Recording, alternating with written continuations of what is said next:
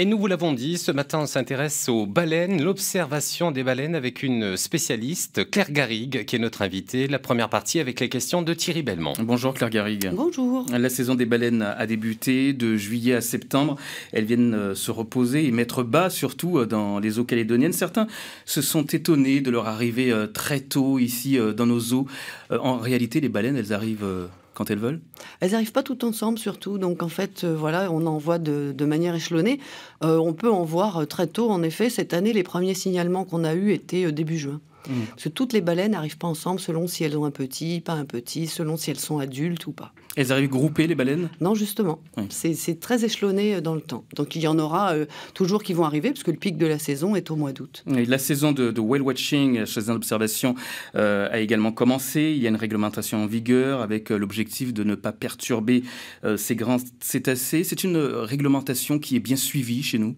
Alors il y a en fait il y a une réglementation dans le Code du travail qui dit qu'on n'a pas le droit de s'approcher à moins de 50 mètres, entre autres.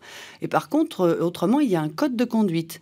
C'est plutôt des conseils qui sont donnés aux professionnels du whale watching, donc, ce qui est l'observation commerciale des baleines.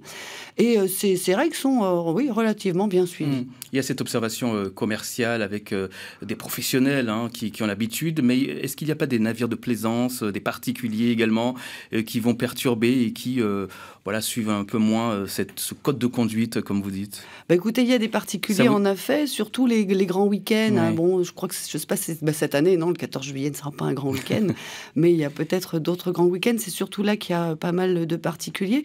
Mais en général, plus ça va, plus ils se contactent justement soit les gens de la province sud qui sont là, soit les bateaux de whale watching, et ils se mettent à les suivre et à faire la même chose. Il n'y a pas d'inquiétude particulière. Donc... Ça peut arriver, bien sûr, comme toujours, mais voilà, on disait dire qu'il y a beaucoup de monde, c'est sûr. Trop de monde pour les baleines, quelquefois.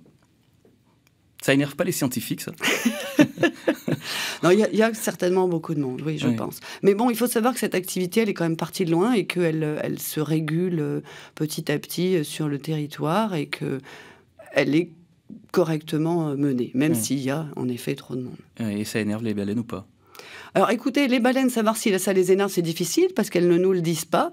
En tout cas, nous, on continue à suivre leur comportement. C'est sûr que l'étude qu'on a menée pour voir l'effet des bateaux sur les baleines a montré un effet. Plus il y a de bateaux et plus il y a de baleines, plus il y a de bateaux.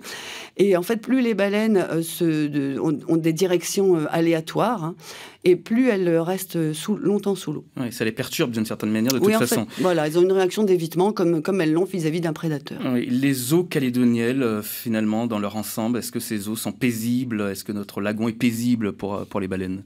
Écoutez, le Grand Lagon Sud, il est quand même un petit peu animé, mais paisible malgré tout. Ici, on n'a pas eu jusqu'à maintenant de collision avec les baleines, avec des grands bateaux, ou de prise dans des filets, alors, comme ça arrive dans d'autres zones, par exemple l'Atlantique Nord-Est qui est très fréquenté.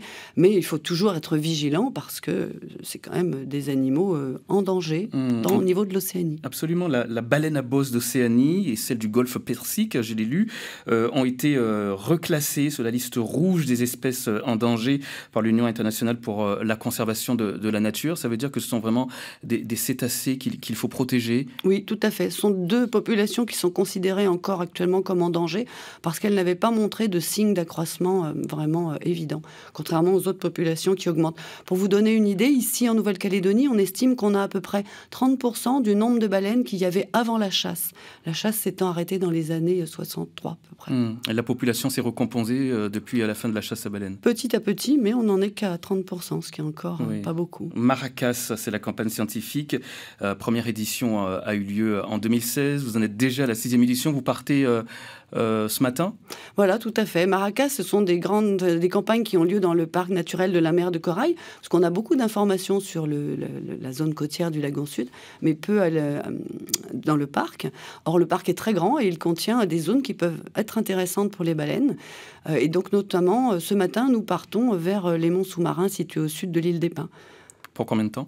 Pour 2 semaines. Qu'est-ce que cette expédition a apporté de plus depuis 2016? Eh bien, notamment de se rendre compte qu'il y avait d'autres zones intéressantes dans le parc. Donc, ces monts sous-marins, le banc de l'Orme au sud vers Walpole, d'autres monts sous-marins au sud de Walpole, et puis surtout la grande zone de Chesterfield-Bellona, qui était une zone de chasse au 19e siècle et qui se montre toujours d'intérêt pour les baleines. On y a mené 2 campagnes. C'est un endroit très éloigné et très grand, mais où on a pu observer pas mal de baleines. Oui, la zone de Chesterfield, vous dites. Donc, c'est une zone où il y a pas mal de baleines. Vous dites une densité observée similaire à celle que nous estimons dans le lagon sud de Nouvelle-Calédonie. Oui, voilà, tout à fait. Et surtout, la particularité, c'est qu'on a vu beaucoup de mamans petits. Alors que beaucoup plus que dans les eaux du Sud. Alors évidemment, la question qui vient après celle-là, c'est comment vous estimez ce projet d'aller faire du tourisme dans cette zone de Chesterfield? Est-ce qu'elle pourrait perturber les baleines? Mais écoutez, je pense que ces croisières qui sont prévues ne sont pas à la période de passage des baleines. Donc déjà, ça, c'est une bonne chose. C'est quelque chose qu'il faudra surveiller, parce que les baleines sont là temporairement, mais il y a d'autres choses qui restent tout le temps. Et il faut en effet être très, très prudent quand on ouvre ce genre d'activité. Maintenant, personnellement, moi, la première fois que j'ai eu la chance d'aller en Antarctique, j'y suis allée en tant que touriste sur des bateaux de Nouvelle-Zélande. Et c'était très bien organisé. Il y avait des règles très strictes. Et j'espère qu'on n'a pas perturbé la faune. On vous a consulté, on a consulté les scientifiques pour savoir, pour connaître leur avis. Non, pas du tout, selon votre signe de tête. Les connaissances, nos connaissances scientifiques sont assez limitées, en fait, sur les baleines. Tout à fait, oui, vous avez raison. Surtout sur beaucoup d'espèces. La baleine à bosse, c'est celle qui est le mieux connue. Malgré tout, il y a plein de choses qu'on ne sait pas. Par exemple, on ne sait pas comment elle dort. Comment elles dorment, donc, les baleines. Et d'où elles viennent en réalité, et quel chemin elles prennent pour arriver jusqu'à chez nous? Alors, elles viennent d'Antarctique, parce qu'elles se nourrissent, donc sont des espèces migratrices qui ne sont pas là toute l'année. Elles se nourrissent dans les eaux froides, dans les eaux polaires, où il y a des petites crevettes en densité assez élevée pour qu'elles puissent se nourrir. Vous imaginez ces grands animaux. Et ensuite, elles viennent se reproduire et mettre bas dans les eaux tropicales. Donc, elles migrent nord-sud. Et on ne sait pas exactement par où elles passent lorsqu'elles viennent par ici, parce qu'en fait, personne n'a jamais pu mettre de balises dans les zones antarctiques avant la montée des baleines. Par contre, on a un petit peu une idée de par où elles passent quand elles redescendent, quand elles repartent en septembre, octobre, vers l'Antarctique. Oui, vous avez mis des balises Argos, pourtant, sur certaines baleines. Ça n'a pas donné des informations plus précises? Quand elles descendaient, c'est-à-dire à la fin de la saison, parce qu'on les met ici. Mais on ne sait pas quand elles reviennent maintenant, parce que les balises ne tiennent pas assez longtemps. D'accord. Les résultats de cette campagne, la campagne Maracas, elles doivent également permettre d'établir des zones de conservation prioritaire, c'est ça, Claire Garrigue? Oui, c'est ça. Donc en fait, j'ai une étudiante de thèse, Solène Derville, qui travaille sur l'écologie spatiale des baleines, c'est-à-dire leur distribution, quels sont les habitats qui peuvent être importants pour ces animaux.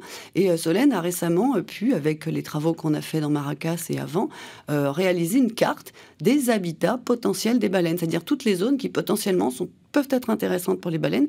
Et donc, à partir de ça, plus du fait qu'on soit allé sur le terrain, eh bien, on peut voir les endroits intéressants pour ces animaux. Claire Garrigue, spécialiste des baleines. Vous restez avec nous, on se retrouve tout à l'heure à 7h06. L'invité de la matinale sur La Première. Deuxième partie avec notre invitée Claire Garrigue, spécialiste des baleines, et vos questions, vos commentaires attendus dès maintenant et pour 10 minutes au 258 Thierry Belmont. La campagne scientifique débute ce matin, nouvelle campagne scientifique cette année. Claire Garrigue, quel est l'objectif? Qu'est-ce que vous souhaitez recueillir comme nouvelles informations cette année?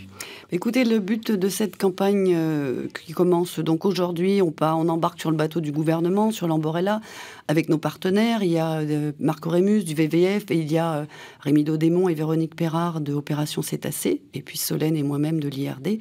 Le but est d'aller essayer, parce qu'on ne sait jamais si on va y arriver, mais on espère bien, de poser des balises sur les baleines, parce qu'on cherche à comprendre quel est l'intérêt que ces baleines ont pour les monts sous-marins. On a montré en Calédonie, c'était quelque chose qui n'avait pas été vu ailleurs avant, que les baleines semblent attirées par les monts sous-marins où elles sont vraiment en grande quantité. Mais pas sur tous les monts sous-marins. Donc pourquoi certains et pas d'autres?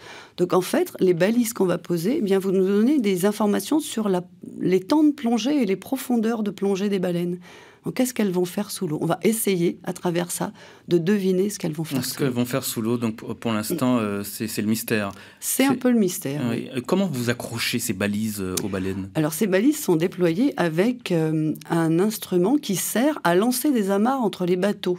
C'est une espèce de gros, j'aime pas le terme de fusil, mais si on veut, mais dans lequel il y a de l'air comprimé. Et c'est l'air comprimé qui propulse les balises. Ça leur fait pas mal. Un peu. Elles ne disent pas aïe, et non, des fois elles réagissent, mais des fois elles ne réagissent pas. Oui. Bruno Rouvière. Oui, je rappelle le numéro de téléphone, le 258. Combien de baleines à bosse fréquentent les eaux calédoniennes chaque année? Écoutez, on estime à peu près à quelques centaines, disons actuellement entre 700 et 800 baleines. Et c'est toujours les mêmes? Alors pas toujours, non. Il y a une partie des baleines qui sont fidèles, qu'on revoit régulièrement. Il y en a qu'on voit depuis la première année où j'ai pu aller voir les baleines en 93, même avant la Coupe du Monde. Ouais. Mais il y en a certaines qu'on ne voit qu'une seule fois, donc qui sont de passage. Et, voilà. Il y a ces baleines qui fréquentent le lagon sud, et puis on les retrouve également très loin. Enfin très loin. On les retrouve également sur Point-Dimier. Vous l'avez mentionné tout à l'heure également à l'île des Pins. Oui, en fait, le lagon sud est une des zones prioritaires pour la reproduction des baleines, donc un regroupement, une zone de regroupement. Mais bien sûr, les baleines, elles ne restent pas là, il y a d'autres zones de regroupement. Mais il y a également des zones où elles passent, comme tout le lagon ouest, où on les voit naviguer. Des gens envoient vers Yengen, Point-Dimier, Lifou, etc. En fait, elles s'accouplent et elles mettent bas ici, dans nos eaux, hein, c'est ça? Alors, ça, c'est la théorie, tout à fait. Mais en fait, on n'a jamais vu nulle part dans le monde d'accouplement, ni de mise bas, sur la baleine à bosse. Ah oui. Ça a été vu chez d'autres espèces, mais pas sur les baleines à bosse. Et pourquoi elles apprécient alors les eaux calédoniennes?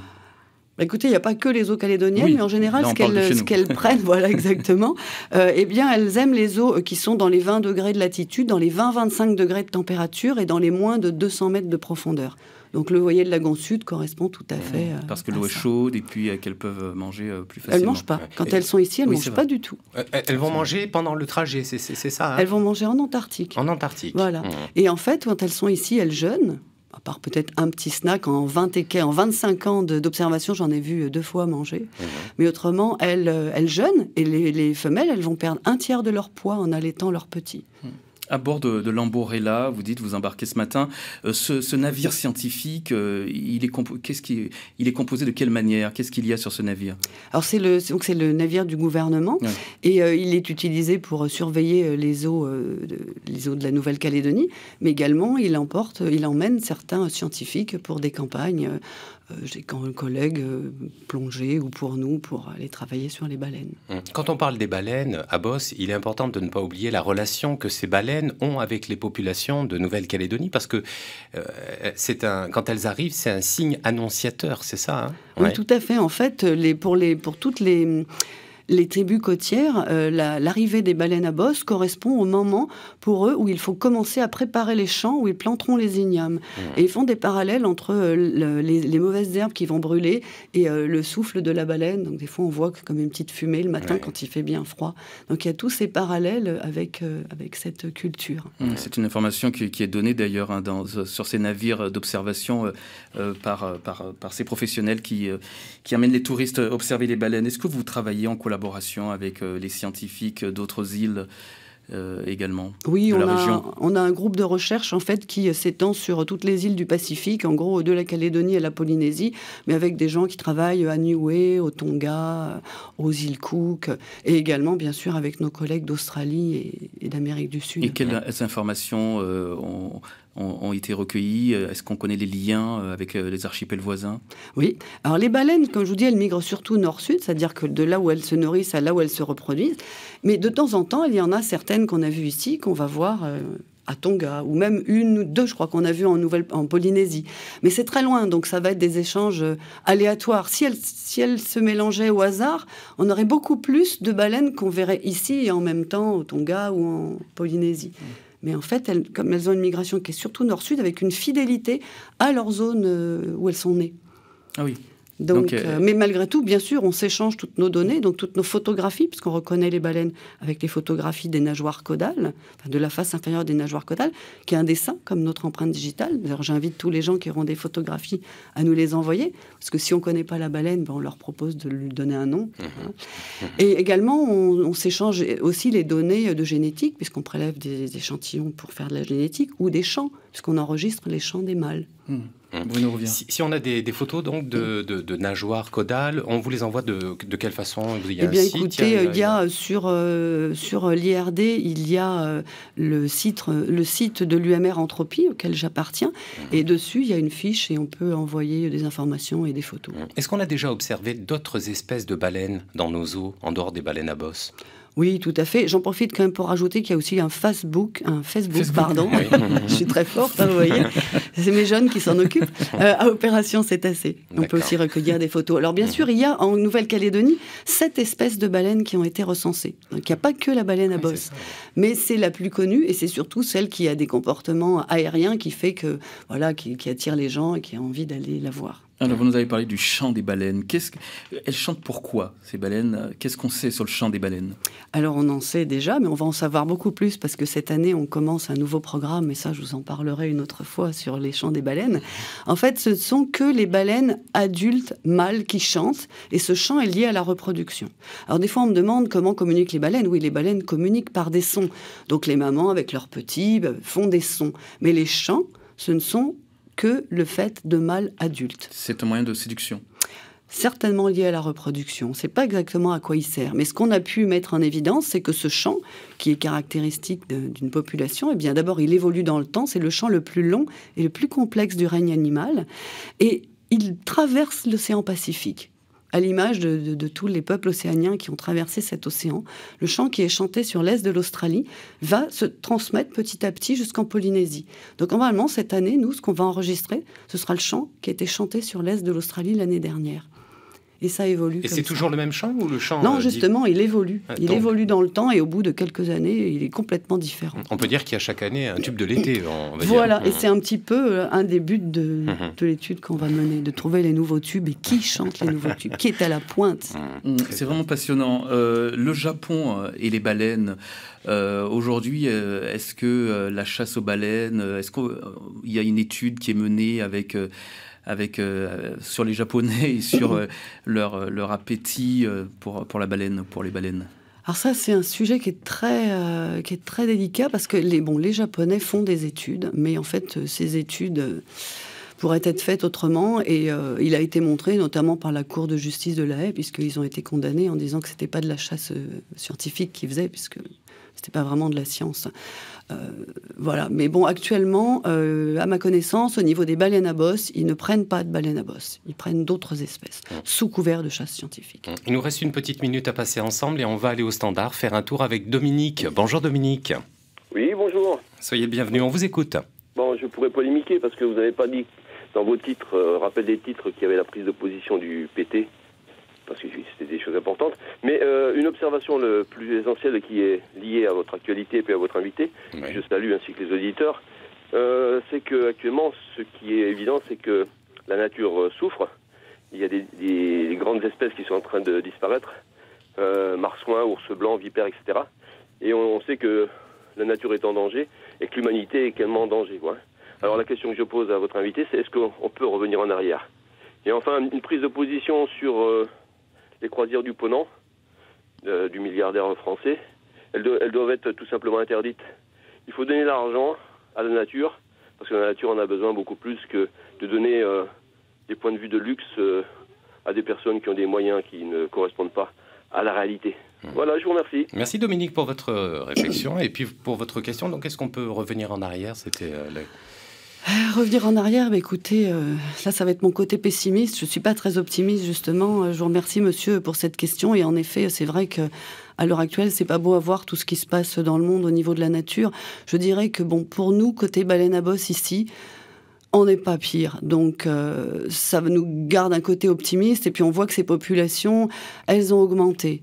Par contre, il est vrai que c'est pas du tout le cas pour d'autres espèces et que moi je pense notamment à tout ce qui est grand singe, à tout ce qui est tigre, qui sont des espèces qui, si on ne fait rien, vont disparaître du temps de notre vivant. Et ça, c'est très grave. Et je pense qu'en tant qu'être humain, il faut vraiment qu'on se rapproche de la nature parce que on va pas manger du plastique, hein, on va manger des ignames, des tarots, et qu'il faut vraiment y penser dans nos gestes de tous les jours. Et en attendant, ce sont les baleines qui mangent du plastique. En Thaïlande, par exemple, on a découvert une baleine avec plus de 80 sacs plastiques à l'intérieur. Donc effectivement, c'est inquiétant. Merci beaucoup Claire Garrigue, spécialiste des baleines, et puis bonne expédition. Merci beaucoup. Merci d'être venu ce matin.